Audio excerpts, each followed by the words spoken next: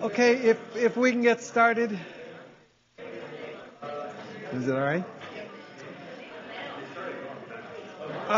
Before I go on, are there any questions on complement or any of the other material that we've covered so far? I just want one thing. Yes, there in your handouts. Towards the end, where I was talking about the MAC complex. In the handout, it says that the MAC complex is C5, 6, 7, 8, and 9.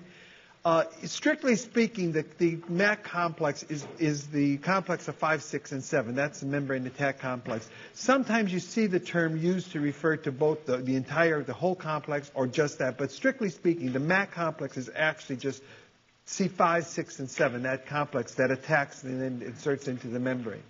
Okay, so you can correct that in your notes. I just want to finish off just a little bit more on complement, on some complement deficiencies and the effects of diseases associated with some complement deficiencies. Some of them, we've seen already this one, a deficiency in C1INH. That's the major controller of that classical pathway, results in the disease hereditary angioedema because of overproduction of the C2b, the prokinin. There are patients with deficiencies of the complement component C1, 2, and 4. These patients have a predisposition to develop SLE, systemic lupus erythematosus type symptoms. And the reason is that you don't get, remember I said that that C4, when it binds to the activation complex after C1 is activated, it acts on C4.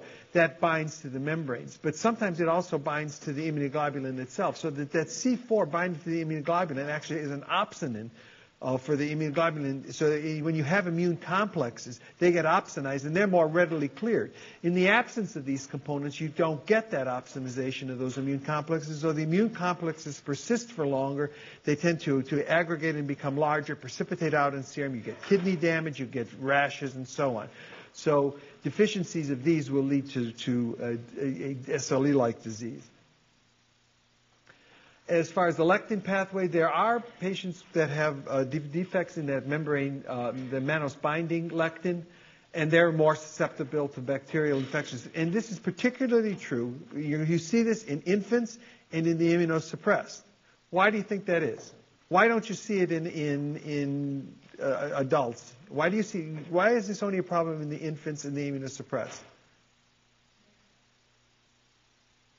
What do you think?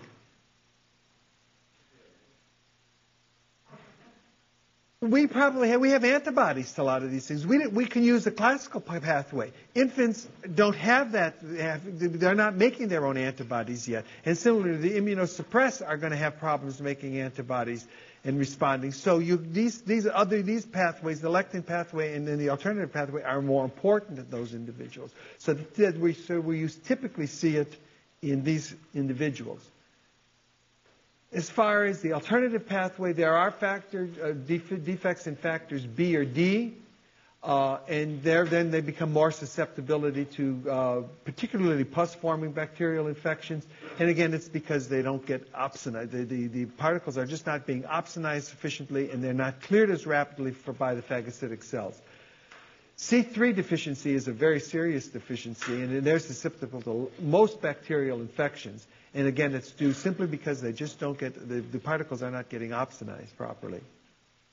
And in addition, without C3, you don't have anything going on. You can't enter into the lytic pathway is non-functional. You can't opsonize these particles. Deficiencies in the later components of the lytic pathway. These patients are susceptible to gram-negative bacteria.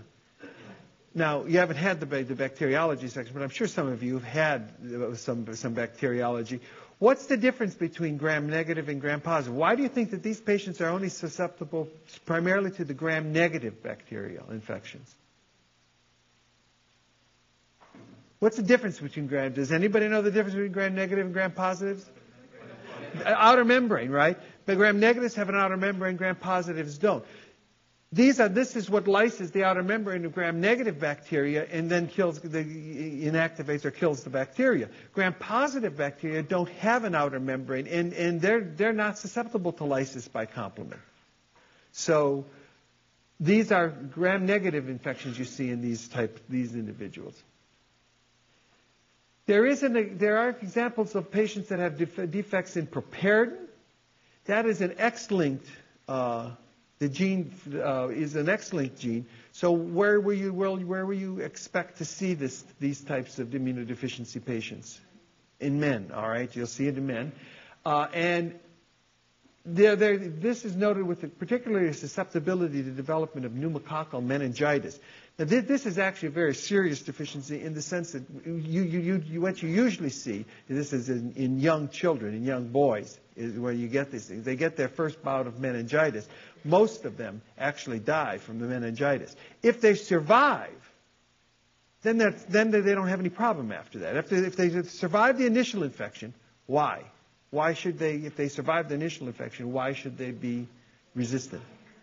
You have antibodies now, the classical pathway takes over, and you don't need the lectin pathway as much, okay?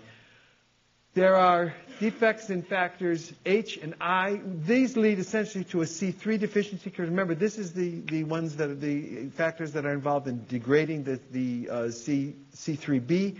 If you can't do that, you have this spontaneous hydrolysis of C3 going on, and you get that amplification loop just keeps going and going and going.